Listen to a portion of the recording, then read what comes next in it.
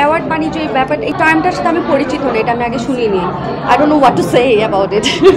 আচ্ছা, যে কাজের জন্য আমি অ্যাওয়ার্ড পাওয়ার যোগ্য না সেটার জন্য অ্যাওয়ার্ড পাই, তাহলে তো একটুখানি অ্যাওয়ার্ডের সম্মানটা একটু কমে যেতে থাকে।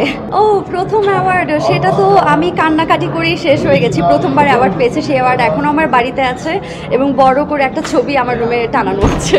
আপনারা সবাই জানবেন যে আমার সিনেমাটা আসলে বেশ কিছু ভুল ডিসিশনের জন্য সবার দেখার সুযোগটা করে দিতে পারিনি আমরা।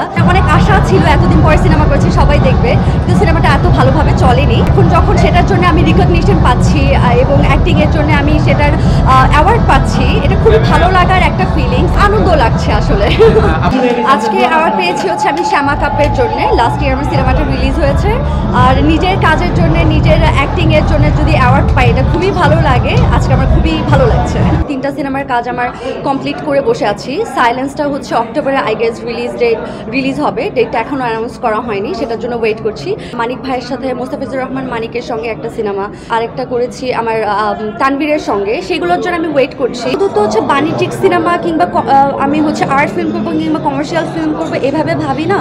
আমি হচ্ছে কোনটা আমার সাথে অ্যালাইন্ড হচ্ছে, গল্প ঠিক আছে কিনা, আমার ক্যারেক্টারের কতটুকু প্রায়োরিটি, এই সব কিছু আমি একটু বিবেচনা করি। আমি জাস্ট কোনো সিনেমাতে শো পিস হয়ে থাকতে পারি না।